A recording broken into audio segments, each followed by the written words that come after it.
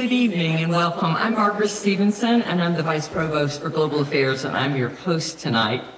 So welcome to tonight's diplomatic discussion, which will explore the U.S. dollar as the world's reserve currency, the pros and cons, the impact of sanctions on the dollar standing, and also a look at a very timely topic, tariffs, and how they play into all of this. Now, tonight's topic, how the global economy is knit together and the role of the U.S. dollar in the global economy. It's a pretty sophisticated topic. And it's also highly consequential. It's one of the grand challenges of our time that Carolina exists to address. In the 1960s, the French foreign minister, Valéry Giscard d'Estaing, said the U.S. dollar's dominance as the world's reserve currency constituted an exorbitant privilege. From Bretton Woods to the rise of the petrodollar through globalization, economic sanctions, global recession, and trade wars, this privilege has been strengthened, tested, and arguably weaponized, used as a tool short of war to get our way. To help us understand this exorbitant privilege, we are so lucky to have Tim Adams here. Tim, it is such an honor to have you with us today and to help us grapple with this important global issue. Tar Heels, please join me in a warm welcome for Tim Adams.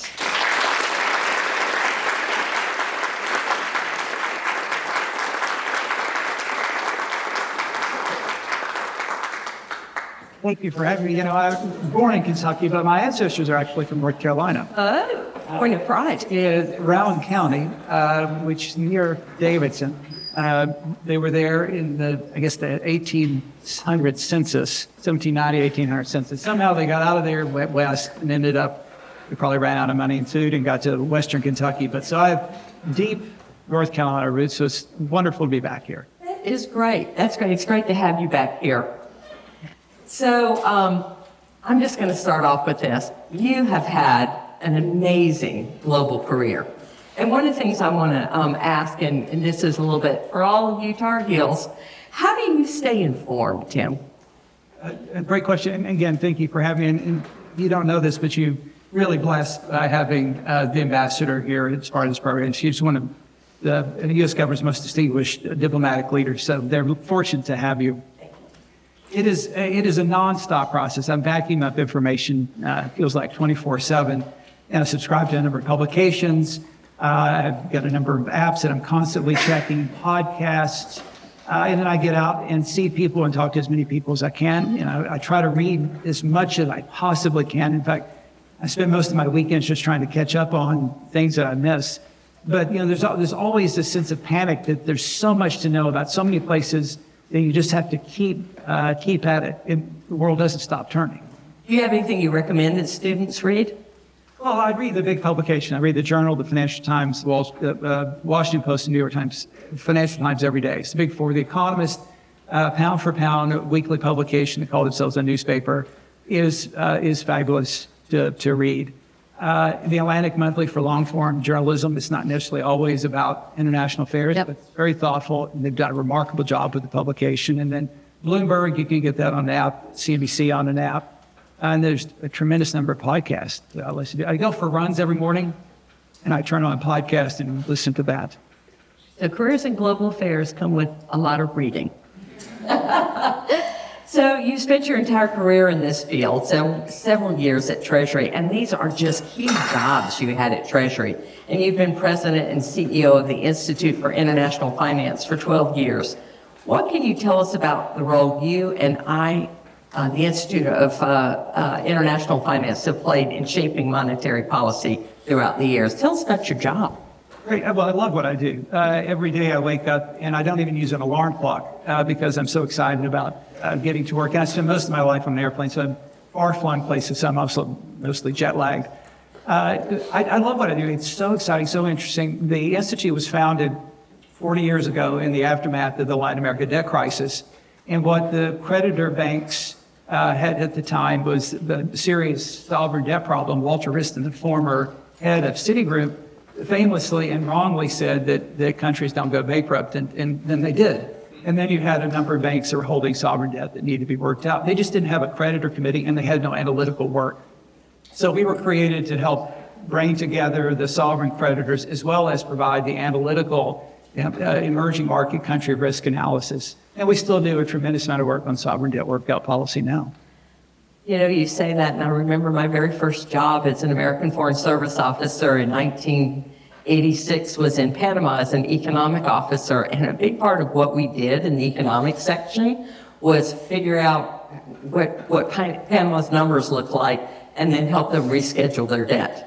And we still do that. Now it's even got more complicated because you have official creditors like the U.S. government or European governments, and you have the Chinese, which are an incredibly large creditor to many developing countries. But they don't play by the same set of rules, and they're not a part of the Paris Club, which is the organization which negotiates these workouts. And then you have private creditors, J.P. Morgan, BNP Paribas. So sometimes you can have dozens and dozens of creditors, and then you try to align their interests and do a workout. It can take actually years. Ghana is just completing really after 2 years, Ethiopia. So it takes a long time to get people together. So let's talk about tonight's topic. The dollar is the world's reserve currency. As we already mentioned, the French Foreign Minister, Valéry Giscard d'Estaing, said that it was an exorbitant privilege for the United States to have the reserve currency. So just what does that mean, that the dollar is an exorbitant privilege? Well, at the time, it meant that we could print currency with the printing press, and they had to give us goods and services to get the pieces of paper, $100 bills, that was supposedly convertible into gold because we were on the Bretton Woods system after World War II. But during the 1960s, we started printing lots of dollars. We fought in the Vietnam War. We had the Johnson program on poverty alleviation. So we had huge printing presses going. And so those holding dollars around the world, their dollars were worth less. And the French actually sent warships to New York to start retrieving their gold from there's gold at Fort Knox, but there's a tremendous amount of gold at the New York Fed in the basement. And they wanted their gold. They wanted to start taking it. And that went on for a few years until Nixon took us off the gold standard. But the view was you can print this gold certificate essentially, and you can do it, but we have to buy it and we have to use it because it's the operating system for the global economy. One of the exorbitant privileges is you can print money and run up deficits and not have to worry about going bankrupt like every other country. Which we've done. And, there's that famous line from Hemingway's Sun Also Rises, how'd you go bankrupt? The protagonist asks. And it's gradually and suddenly. And we're running massive deficits, but we do it because the rest of the world is willingly buying our treasuries because they're a safe asset. Usually in crises like we've seen in the last 24 hours, the dollar rallies because people then go into safe assets, U.S. treasuries, which is considered the benchmark safe asset around the world. That was not the case in the last 24 hours. But yes, the dollar is the chief operating currency, store of value, form of payment around the world used for invoicing, for trade, for commodities. It makes the system run. Well, let's go to the most basic level about the dollar as the world's reserve currency. Like maybe describe, how does oil get traded? Sure. Well, it's all invoiced. 80% of commodities globally. It's cotton and coffee and a whole host of copper is traded in mostly in dollars. So 80% of commodities globally, dollar is 100%. So that every barrel of oil that's purchased and sold around the world, you have to have dollars to buy it. And what has happened over the years, those oil producers and gas producers, as they sell, they accumulate large amounts of dollars. So what do you do with all those dollars? Well, there was a time where we had this petrodollar recycling problem where the Saudis accumulated a tremendous amount of money. And that actually led to the Latin American debt crisis because it lent it back to U.S. banks that then lent it to, for example, Latin American economies. So it gets recycled in a variety of ways. And now it gets recycled in real estate and other forms of financial assets. We also sell many of these countries armaments from our defense contractors. So the dollar is accumulated, and then the issue is how do you put it to work? And that's where they create sovereign wealth funds. So the Saudis and the Emiratis and the Qataris, they all have these massive investment portfolios with hundreds of billions, the Norwegians, for example, as well. and they use those sovereign wealth funds to make strategic investments around the world. If I'm in Mexico and I want to buy oil from Saudi Arabia, let's just pretend that's what would happen. How would I get through the Saudi currency and the peso, reals and currency? What would happen? You'd have to sell pesos, buy dollars, and use dollars to buy oil from the Saudis. So you have to make that transaction. And that's where derivatives markets are important, right? You just ensure that you don't have large price swings. You would probably buy a forward contract at some point to hedge your bet. And, all the energy companies do that. There's a friend of mine, Hunter Hunt, who runs a Hunt oil company in Texas. They have operations in Papua New Guinea. So to think about, as well as in Yemen. So think about how you've got to hedge the bets. You don't know what production is going to look like. You don't know the cost of production. You don't know what the price is going to look like. Oil and gas have moved, oil especially in the last 24 hours, have moved significantly. So you want to smooth that out so you can engage in a variety of different derivative contracts. And the beauty of the U.S. is our capital markets, the sophistication of our capital markets are unmatched. So you can buy engineer just about any kind of derivative product that you want to hedge against downside price moves. So 80% of all commodity trade in the world is conducted in dollars, and we get that word petrodollars because that's how oil is denominated in dollars. And because it's dollars that are used, it gives the U.S. a lot of maneuvering room on running deficits, right? So those are all fine. Being able to have flexibility on this is good, but are there downsides? Are there people who say that being the reserve currency has drawbacks? Sure. Well, one of the advantages is it allows corporates and individuals, U.S. corporates and individuals, to borrow around the world because it's a desired currency. So let's go back to your Mexico example. If you're a Mexican corporate and you want to borrow in global markets, if someone's going to buy a peso-based bond, you're taking a currency risk. So you issue in dollars. So the risk isn't taken by the purchaser because they've got dollars and they have confidence in it. Whereas in the U.S., we issue dollars. It's like going around the world, and English is the business language, right? And we benefit from that. So we are able over time to borrow more cheaply than other companies or other countries because of the demand and the use of the U.S. dollar. The downside is to provide liquidity to the rest of the world because it's based on dollars. You tend to run a trade deficit, and you tend to have an overvalued currency. And that tends to negatively impact exporters, and it has shown that that's been tough on some exporters that are in the manufacturing sector that are competing globally with other currencies that are much cheaper. For example, the Chinese currency. So being the reserve currency keeps the value of the dollar high, makes our exports more expensive. We have to run a deficit to provide liquidity to the rest of the world. So where do you come down net? Is it more of a privilege or more of a burden?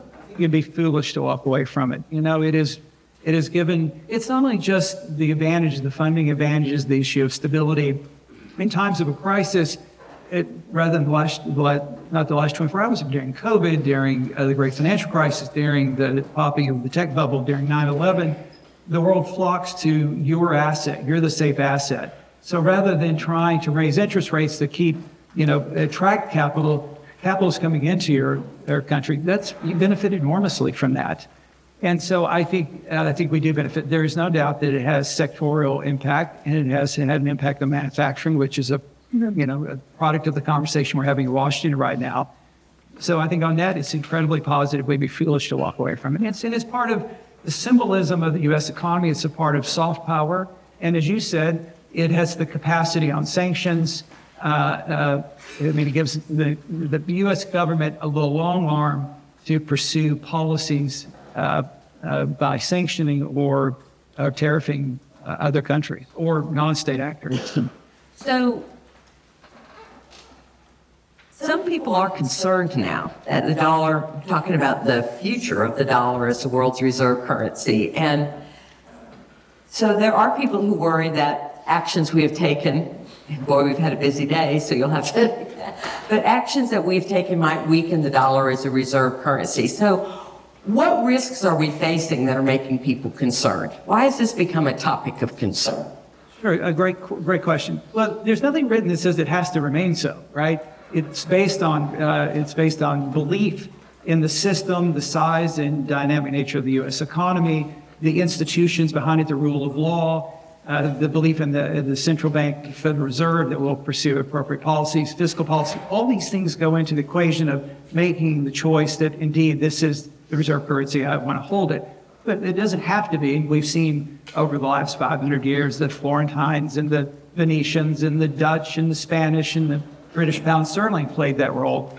And for the U.S. to eclipse pound sterling, it took 2 world wars and a depression. And the U.S. after World War II had about 40% of global GDP. So even then, it took a lot to dislodge the pound sterling.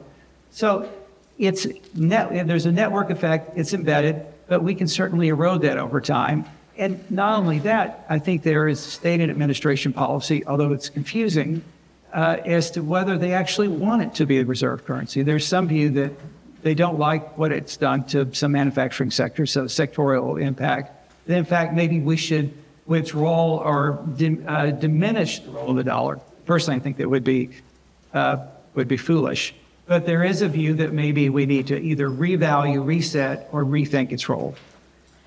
So let's just talk about a topic we've taken up in this room a number of times, which is the sweeping sanctions the U.S. and others imposed on Russia after it invaded Ukraine. What impact does those kind of sanctions, where Russia is a major oil supplier to China and to India, what impact does that have on the dollar as a reserve currency? Did people find a way to skirt the dollar in that? They do, and the Russians have done a very good job of skirting some of the oil sanctions. And look, we've had sanctions in place around the world for my entire life. Cuba, and Iran, North Korea, Venezuela. And in Cuba, it's been since sort of 1960, when the revolution, 59, 58. So a long time. Cubans are still operating. With respect to Russia, there's a lot of cheating. And the way they were structured is also done in a way that minimized some of the pain. And the concern was that if you take Russian oil off the market, oil prices are going to go through the roof. It would feed into the inflationary pressures we just saw. And President Biden didn't want to have higher inflation. They didn't want to have high oil prices.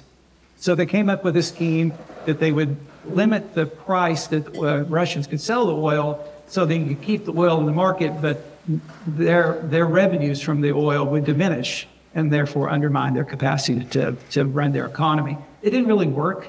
There was a lot of Greek shippers who loaned their ships out to Russian and Russian allied entities to move the oil. We tried to get at it through the insuring something like 95% of ship insurance is done out of London through Lloyd's. And so the question is, if you cancel the insurance for the ships, then if something happens to them, that's a huge loss. But even there, the Russians and other countries have done a pretty good job of evading those sanctions by moving oil and selling it at a higher price or just sheer volumes. So what you've heard in the last couple of days from the president, he's very frustrated that Vladimir Putin hasn't come to the table to negotiate with Zelensky, is maybe we need to ramp up those sanctions even more and put the sanctions on those who we know are cheating and who are buying this oil, and actually go after the owners of the ships. So that's the next step. The previous president didn't want to go that far. They just thought it was too much of a nuclear option. So you've just done this great job in this example of pointing out how having these, okay, for us it's the dollar, and for London it is 95% of all insurance capacity for shipping.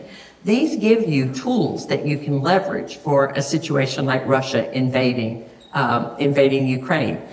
And we don't have to, fire tomahawks at $200,000 a pop. We do it with the stroke of a pen. It's a topic that Edward Fishman has taken up in that great book, Choke Points, American Power in the Age of Economic Warfare.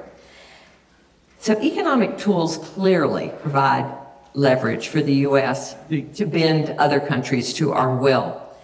And it's an alternative to military force, which if you've ever seen it in action, you don't really want to see it again. It's an ugly, costly thing. It costs lives, it costs treasure, it leaves things in wreckage. So do you have a big picture of whether we've reached kind of the golden age of economic warfare, or do you think, that have we overused them to the point that we've incentivized, skirting them? Where do you think we are on this? That's an excellent question. I think we're at the outer bounds.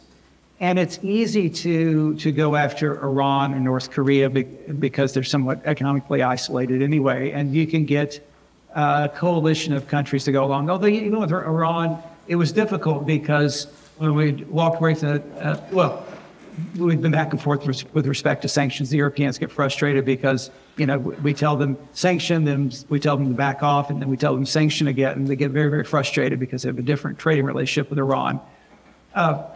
And on Russia, they had a lot of their foreign official reserves were in Europe, and they have been seized and are now being held until we resolve. So it's easier to go after Iran or North Korea or Cuba if you start thinking about larger players, and there are those in Washington that see China as a potential target. I think that doesn't work. I think it's an order of magnitude difference, and I think that's where the system breaks down. And I think the Chinese and others have been paying enormous, very acute attention to the sanctions program and have started looking for ways to de-link themselves.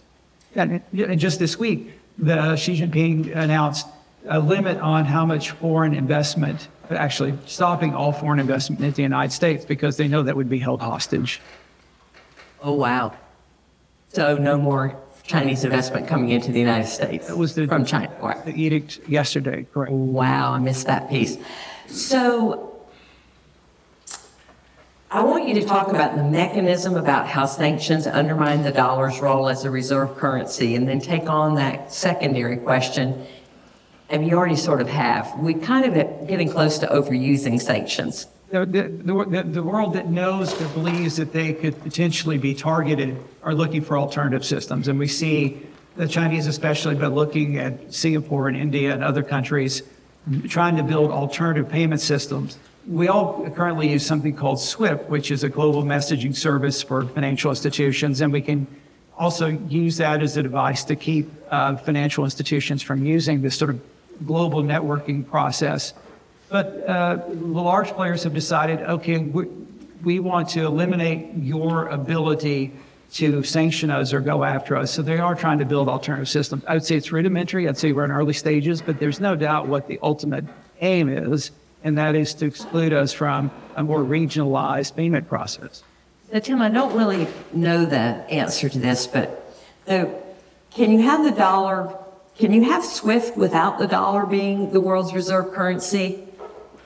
Like you could have one without the other? Yeah, and it's a connective tissue of all financial institutions. The challenge for SWIFT is they're worried about other technologies, whether it's blockchain or crypto, supplanting them, and then more regionalized trading regimes where China and Saudi Arabia and India and Singapore, in terms of all the ones in this program called Inbridge, just create their own sub-regional or regional grouping where they just exclude the dollar. And the idea is to take away the U.S. leverage. And frankly, you have an administration in Washington who may say two things. One is, we don't care. We're going to do a Brexit-like approach to the U.S. economy. We're going to take the U.S. out of this trading regime anyway. But they know that this other process going on would ultimately damage the dollar. So it's a mixed message, right? But the rest of the world is smart. They figured out that we have leverage and they want to minimize that. So let's give a concrete example of how devastating it was with the first time we weaponized SWIFT. I can't remember when it was, but we denied the ability to do your exchanges through SWIFT and to get your money. Can you remember what it was? It may have been Iran. I forget which. Maybe it was Iran. And that's because that's been a product of since 1979. We have had sanctions on and off, and we use different tools. The Iranians are still functioning. They've figured out ways to evade sanctions. You know, if you go to Dubai and you see those little dhow boats, which it's a form of ship, you know, they run across the straits every night. They used to just run cigarettes and alcohol, but I suspect they run a lot of other things across there too. And it's interesting, the U.S. government has a nice consulate right there that oversees them, so I suspect that our friends at Langley are also watching it. But, they've learned how to circumnavigate a lot of these sanctions, and they did. So you can have SWIFT get kind of eroded and the dollar can stay the reserve currency. So I should tell you another example. So with Russia, you put sanctions on and you try to exclude them from buying consumer goods, right? And luxury goods. So what happened was all of a sudden, sales of German dishwashers and refrigerators that used to go from Germany to Russia, that stopped. But all of a sudden, Kazakhstan, Uzbekistan, and Tajikistan had all these appliances. No. And it's amazing then all these different luxury goods, and it just redirected around through the stands. I've been to all those stands, and they're very interesting places. But you just saw, the numbers were off the charts, and so you just look for back doors to get most of these goods in. So we see some chipping away of the dollar as a reserve currency. So are fears of the demise of the dollar as a reserve currency overblown? When we talked on Zoom, you cited The Economist, which warned in 1999 that the slide in the dollar when the euro launched would lead to the end of the dollar as the world's reserve currency. We're a long time after that. That didn't happen. So what about now? I mean, how does it look? And how much of global trade is currently conducted in dollars, 80% of commodities, and how much in euros and renminbi? It's a great question. The dollar is fully embedded. It's about 60% of global reserves. The next largest is the euro, and that's about 20%. And then you start getting into single digits. You've got to beat it with something, right? That's the issue about the loss of pound sterling. You had the dollar, which eclipsed it. It's not clear what would eclipse it. At the time when the euro was announced and launched, the view was that was going to do it. It has not done it for a variety of reasons. But Europe looks a little bit better right now. I was in Brussels last week. The euphoria about the future of Europe is the best I've seen since 1989. And frankly, there were a myriad of articles today in the press asking the question you just asked, is this the beginning of the end? So we've seen it every 5 years for my entire life. And somehow like the Timex watch, it takes a beating, Yeah. keeps ticking. I worry now that maybe we are at an inflection point where indeed the rest of the world loses confidence in not only the currency, but the institutional framework behind it, rule of law, courts, the institutions, and the capacity to adjudicate claims in the U.S. Just a loss of faith in the USG as an institution that behaves in an objective, rational manner. So it would probably not even be so much sanctions and other people as our own eroding at, the things that make us like the Rock of Gibraltar, the kind of thing you can really trust, that contracts will be honored and the courts will be fair. That's sobering. You've talked about this a little bit, Tim, but I want to get it out there a little bit more clearly if we can. How does President Trump, view the dollar as a reserve currency and these trade-offs? Is he in the camp that thinks the dollar's role as a reserve currency hampers exports, or does he seek to preserve the dollar as the world's reserve currency, or both? There's a bit of cognitive dissonance, and then it depends on what day of the week. And then he's got advisors around him that have different views. So it's a cacophony of confusion. And maybe it sorts itself out over time as personnel decisions get made. At heart, this is a mercantilistic mindset of an administration. So they believe that you should run a trade surplus is beneficial, although you have very poor countries that run surpluses, very rich countries that run deficits, and depends on where you're on the business cycle. So Adam Smith said it's essentially the external imbalance of the meaningless statistic. I think Adam Smith was right. But I think what they want to do, this administration believes that the dollar has been overvalued. They want to weaken the dollar, and they did that today, but do it in a sustained fashion, but not necessarily lose the reserve status, because I think the smart people in the administration worry about losing control, right?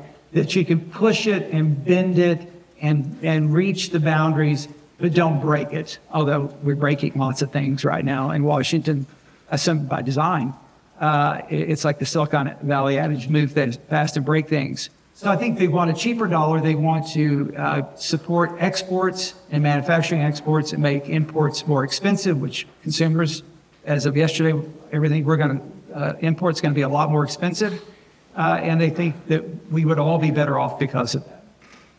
So you segued us into the kind of topic du jour. One day after Liberation Day, where President Trump announced all these new tariffs, which is something really, for my whole career as a Foreign Service officer, and I bet for your whole career as a Treasury official, the only thing we were doing with tariffs was trying to get them lowered.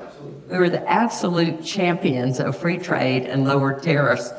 And you know, it's led to a stunning overperformance of the world. Of the United States. The Economist had that as two great cover stories. The most recent one, a roll of dollars going up like a rocket, and the title was The American Economy, the Envy of the World. It's just a few months ago. It's nice to read it as a nostalgic piece. So now we've got tariffs. Oh boy, we're into a new phrase. And so, do tariffs provide an alternative economic tool for bending countries to our will in a way that doesn't undermine the dollar as a reserve currency? Got a lot of downsides when you try to buy a car. It may ultimately hurt the dollar. It did today, obviously, because the view in the markets is that we've had a regime change, that in fact they don't want to support the dollar. And so there's real fear. And it's the uncertainty. We don't know what he wants, right? Is this a negotiating? Well, in the last 4 hours, I saw one official said, this is the maximum amount, and we can get it down, come negotiate. The White House put out a statement, their internal talking points was, no, there is no negotiation, this is the number. And another cabinet official said, absolutely, we're negotiating. I don't know what they're doing, and I don't know that they know what they're doing. So it could be used for negotiating. It would be the first time, right? Presidents have used tariffs as a way to negotiate certain economic outcomes. Ronald Reagan used them in the 80s for auto parts, textiles, motorcycles, chips. But he also put in place the Euro round and started the WTO. So, they were sort of sectorial pieces. Every administration has put in place steel tariffs. Steel industry gets a tremendous amount of leeway in Washington. Despite tariffs, the industry continues to struggle for a whole host of reasons. So it's not clear, is this negotiating, or is this for revenue purposes, or is this just a new world?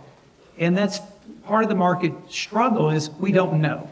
Right. And it could change tomorrow. That's right.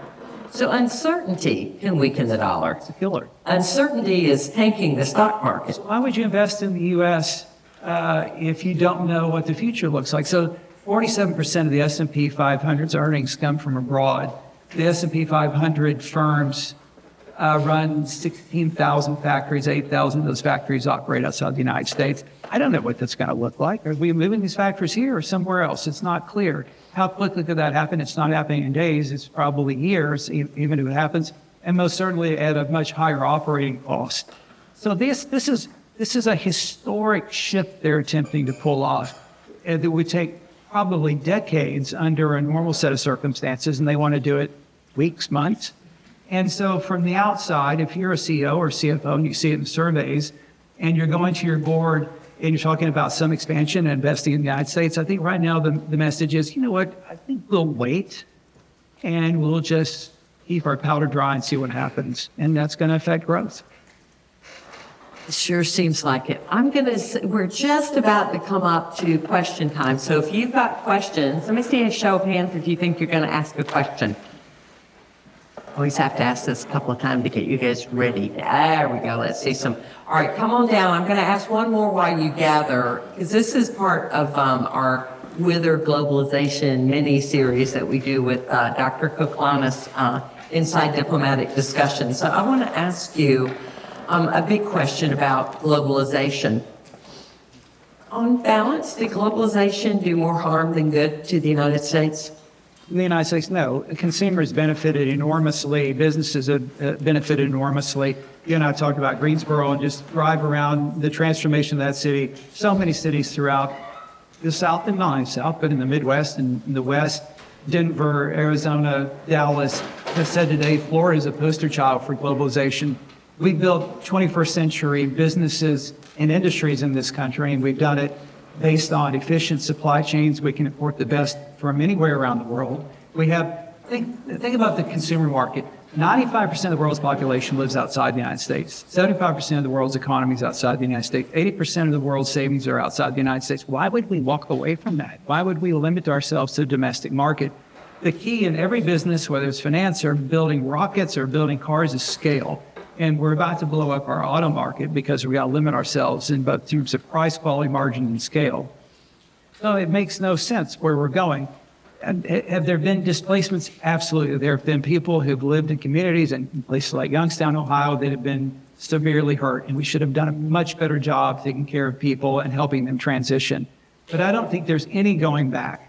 Whatever factories that are going to be built in the future, and I've told you the numbers, the U.S. is a manufacturing behemoth. Our manufacturing sector is $2.8 trillion. It is if it were its own economy, it'd be the 8th largest economy in the world. It has grown 171% since 1990. That's 3% per year on annum. We're the second largest exporter, manufacturing exporter, and second largest manufacturer in the world. We produce about 1/6 of everything produced around the world. The idea that the U.S. manufacturing sector has been hollowed out is untrue. It is a mendacious statement. And that's unfortunate because it's driving policy. So we have benefited our service sector, which is a comparative advantage. Our agriculture sector is a comparative advantage. Our technology sector is a comparative advantage. And it is, and our universities are a comparative advantage. This is an export. The students that are here and studying us, that is an export of the United States. We have, you got Stanford, MIT, UNC, not Duke, but somewhere else. And this is a great opportunity for us to attract the best and the brightest in the world here. Walk around the Google headquarters in California, it looks like the United Nations. Why would we give that up? Consumers benefit by cheaper goods, strollers, tennis shoes, toasters. You know, every day I start my morning with blueberries from Chile, bananas from Costa Rica, avocados from Mexico. My blender was made in Indonesia. The coffee comes from Sri Lanka. I am so much richer as a consumer because of it. Why would we give that up? Why would you triple the price of those items for me? Your iPhones are going to go be much more expensive. The car that you drive are going to be exorbitant. The shoes you wear. Why do we want to penalize ourselves when, in fact, we have a remarkable economy that's incredibly dynamic? A marvelous answer. Thank you. We're going to start with questions now. Please identify yourself. Tell us what you're studying and then ask your question. Hi, my name is Hadi. I'm a freshman. I study political science. One thing I think you didn't mention was, like you said, it was good for businesses. You said it was good for consumers, but you left out workers in that equation. I think that's kind of like, I don't agree with Trump's tariffs. I think they're way too broad. I agree more with like Biden's more like nuanced tariff formula, protectionist formula with industrial policy. But, it's one thing to make things in Mexico, grow avocados in Mexico because they genuinely have a comparative advantage. And there's another reason we're making it in Mexico because we can pay them way less than we can pay them here because of our laws. And so my main critique of globalism is it doesn't work if we don't have global citizens and global laws and a global minimum tax and the same standards so it's fair for everyone. So what are your thoughts on that? Do you think this is a system where we can have fair labor standards for the entire world, a minimum corporate tax for the entire world, maximum standards for hours for the entire world, so globalism can work for everyone, workers, consumers, and businesses? Can I provide a statistic before you answer? So I do a talk on what globalization did, and one of the slides that I always hear students gasp is if you start at 1990 with global poverty and the percentage of the world's population that lived on $2.15 a day or less. In 1990, when globalization just started, 38% of the world's population lived in abject poverty. By the time you hit 2015, it was 8%. I submit to you that globalization did more to lift people out of poverty than any other force I can think of. Take it away, Tim. Yeah, we created a global middle class of about 500 million people who are now consumers living a middle class life. And remember, all workers are consumers, right? So your wage may go up 1% or 2% or 5%, but if the cost of goods go up 20%, you're worse off. Globalization saved industries and saved jobs. NAFTA saved the U.S. auto industry. If the U.S. auto industry were not able to produce cars using the North America supply chain, GM and Ford would be out of business because they cannot afford to make small cars in the U.S. with U.S. labor and U.S. goods. And frankly, and now we've got a tariff on aluminum and steel. So the price of cars, the inputs are going to go higher. I'll posit this. If we do what I think we're about to do, there will be no more small cars in the United States. The margins are too small. there's not scale, and it's going to be too expensive, and you can't export them to the rest of the world because the income levels in the rest of the world are too low. It's like, why do we not build motorcycles in the United States to export? Because if you're living in Indonesia, the local market can build motorcycles at 1/3 the cost you build in the United States, and you can't compete. So I hear you. We do need to think about people, but we are essentially at full employment. We've created 60 million jobs since 1990, good jobs, service sector jobs.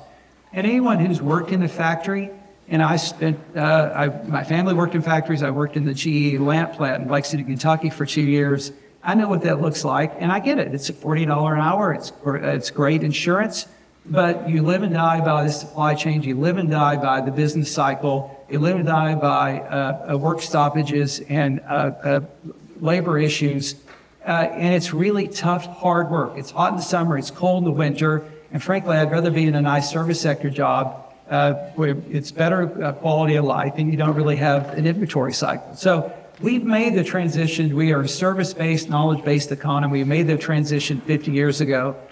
But we still make things. We just don't make them with as many people, right?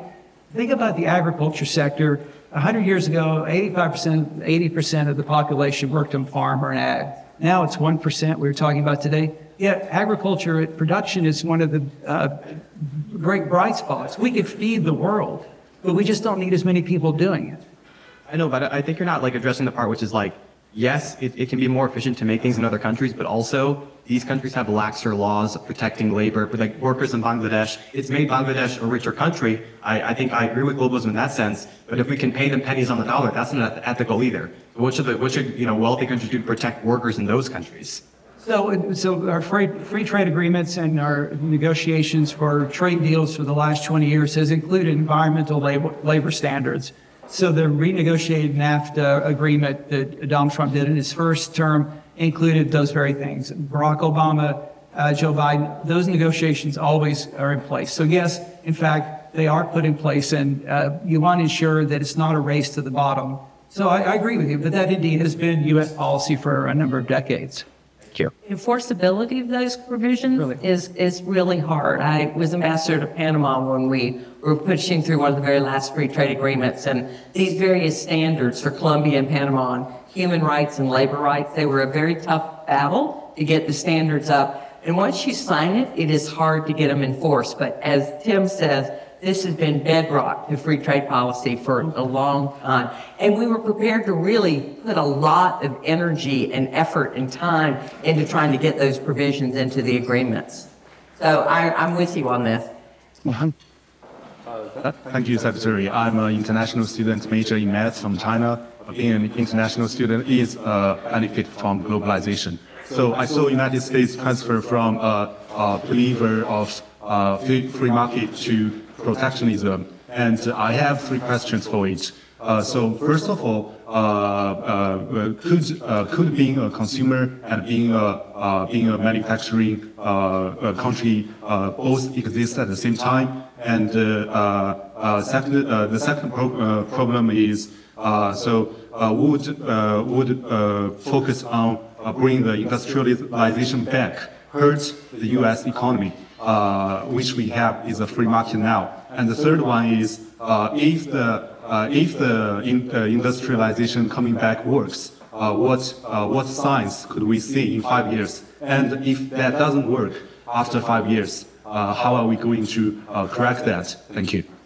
It's a great question. I think it's an issue of manufacturing what? So if we need for national security or economic security purposes want to manufacture chips and pharmaceuticals, absolutely. You're in the research triangle, right? I mean, the pharmaceutical business is enormously important to North Carolina, and you're one of the world leaders. It's manufacturing what? Do we need to manufacture toys and tennis shoes and toasters? I don't think so.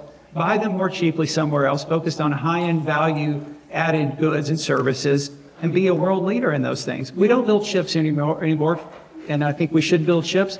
The challenge for doing that, when you put a 25% tariff on aluminum and steel, and that's 30% of the cost of ships, you just made it almost economically, commercially unviable. Will it work?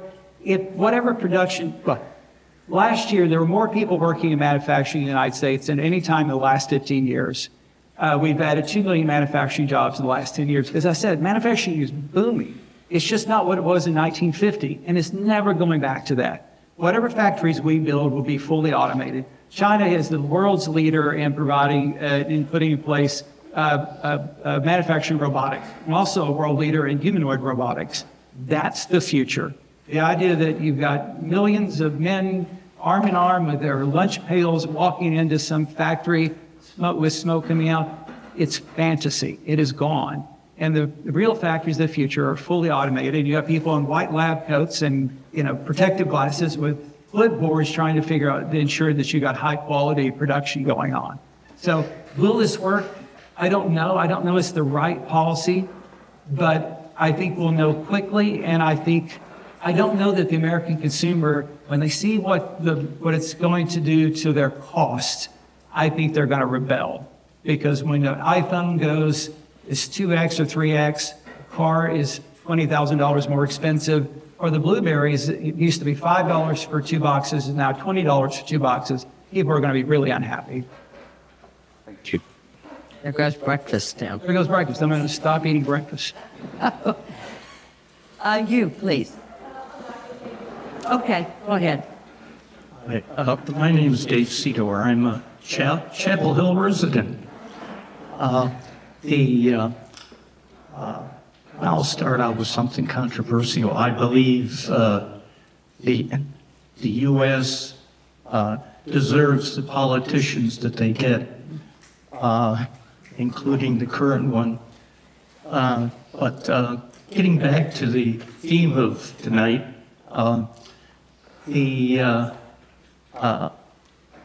as you pointed out, there are a lot of countries in the world, starting with China, that would like to have to eliminate the U.S. position as having the reserve currency. And with the current change that happened yesterday, we'll see what happens in the world. But could you tell us what are the best markers that we should follow in the future that will tell us whether the U.S. reserve currency remains the number one? Sure. Well, reserve holdings by central bankers. So central banks will indicate, and we have seen over the last few years a movement out of the dollar, but more into gold as a way to hedge against inflation. So sometimes it's just reserve management in terms of how you anticipate inflation. When you see markets moving away, sovereign wealth funds moving away from use of the dollar, it will become pretty evident. The thing about the Chinese is that they hold $3 trillion worth of assets. 65 or 70% of that are U.S. treasuries. I mean, they are heavily invested in the United States. What happens to U.S. treasuries and U.S. dollar will enormously impact the Chinese. Our economies are intertwined. The idea we're going to de-link is a fiction. Maybe over 30 or 40 years, but not over 3 or 6 months, as some believe. So I think the markets are going to tell us very quickly. You can watch the dollar index on a daily basis and just watch what central banks and sovereign wealth funds do. Is there any particular exchange rate that we should be watching? Well, they all vary, and then it depends. So there's no one metric. Like euro to U.S. dollar? So what we saw today was the euro increase versus the dollar because there's really euphoria about the European outlook. That did not exist 6 months ago, and it may not exist 6 months from now. I'm trying to get bullish about Europe, and I'm more than I have been in a long time, and I think there's enormous upside potential. They've got to execute, so there's an execution risk. So you get very excited about the euro, but in 6 months you might be disappointed. I think you just see the use of the dollar in terms of invoicing, the use of the dollar in terms of holding as a reserve asset, and just how the markets treat the dollar overall, whatever dollar index. And it's going to be a rocky ride. Thank you. Thank you. So thank you all so much for taking the time and sharing your insights. My name is Wendy, and I'm a business major and a senior undergrad. So my question is really two parts. So basically earlier you talked about the current administration wants is a long-term dollar weakness without reach that breaking point of dollar losing the position as the world's reserve currency. So first of all, Trump was talking about he wants higher tariff. while at the same time wants US dollar to be lower, which usually do not happen at the same time. However, yesterday after the announcement, we see that increasing in tariff and US dollar also knee-jerk lower. And this, to me, is a short-term development. And how long do you think, or to put it this way, do you think it will transform from a short-term development to a longer-term trend? And the second part of this question is, how long does it take, or what does it take for us to reach that break point? A good point. One of the reasons you saw the dollar sell off because of an expectation that the Federal Reserve was going to be more aggressive in cutting rates, and rate differentials will determine capital flows. So capital is very efficient, and you look for arbitrage opportunities. And if you think that the Fed is going to cut more quickly than the ECB, then the dollar will weaken just on interest rate differentials. So some of it was a belief the U.S. is going to have a recession, but the probabilities of recession went up substantially. With that, the expectation went from a single Fed cut to maybe 3 this year. So that's part of the near-term, 12-hour impact of the dollar. What the administration, what Scott Bessent, who's the Treasury Secretary, said he wants to do is replicate the Plaza Accord, which happened in 1985 under Treasury Secretary James Baker. Now, that was done with the G5, the U.S. plus Japan and 3 European institutions, France, Germany, and the U.K. The world has changed. The idea that you can just get a few countries together and engineer a cheaper currency is become very difficult because you have to have China at the table. 2, the Japanese, when they did repeg to the dollar, it ended up being part of the reason why the Japanese economy nearly collapsed into a 25-year deflationary spiral. They went from 10 banks to 4 banks. The real estate sector really suffered. So whenever you go to Beijing, you talk to the people at the PBOC or the MOF, and you say, look, you should repeg the renminbi. They'll say, well, look at what it did to the Japanese, right? We have no interest in replicating that. So I think the idea is called the Mar-a-Lago Accord, and I think they're going to try to do this. I don't think it's going to work because the sheer number of entities coming to the table is large. And back to your point, we had leverage over every one of those countries, right? We have troops in Japan, 20,000 troops in Japan. We had troops in Germany. We were going to force the French and the British agreed to go along. So it was the power of the U.S. at the time to essentially repeg the dollar. That power is diminished, and I don't know any country today is willing to do us any favors, given that we just put a huge tax on them. But I'd say the odds of them attempting this in the next 24 months are probably 50%, and I think they have the potential to make a huge mess. I think we could do one more quick question. Thank you so much for speaking with us today. My name's Mia. I'm a freshman here studying economics, global studies, and Chinese. My question is, with major banks and financial institutions pouring money into digital infrastructure, how can small and mid-sized financial institutions remain competitive in innovation without the same scale of resources? That is a fabulous question. Because it's happening. JP Morgan spends $15 billion a year on technology, and they're one of the world's leaders in quantum computing, which is the future. And you see Bank of America is probably about $12 billion. Morgan Stanley's about $9 or $10 billion. So the large U.S.-based GSIBs, it's nothing compared to what the technology companies are putting in, whether it's Meta or Google or others. I mean, that's hundreds of billions. But the large U.S.-based institutions are world leaders in technology. And it means that the rest of the there are 4,400 banks in the United States. The little guys like the Bank of Murray really struggle. So what they do is they look for organizations. A friend of mine, Rob Nichols, runs the American Bankers Association. They have about 4,000 members. Is there a way to band together and do joint purchasing of technology? And then is there a way for, JP Morgan or others, I understand it's a competitive advantage for them, but there's also, you want the network safe and sound. You want to make sure you have cyber resiliency, right? Because every second, their U.S. banking system is under attack, and they go to the weakest point. So it's easy to say, well, I'm going to spend the money making my system resilient, but you need to make the whole system resilient. So somebody sharing knowledge, sharing information, sharing the actual tax. There's a federal government, state government role, and then you have associations who collaborate to get scaled. But the challenge will be the mid-tier banks because they either need to get bigger or they need to get smaller. Being in the middle is a really uneconomical place to be. But that's a really good question. We spend a lot of time on this space. Thank you all for great questions. I think we should thank Tim for great answers. Thank you.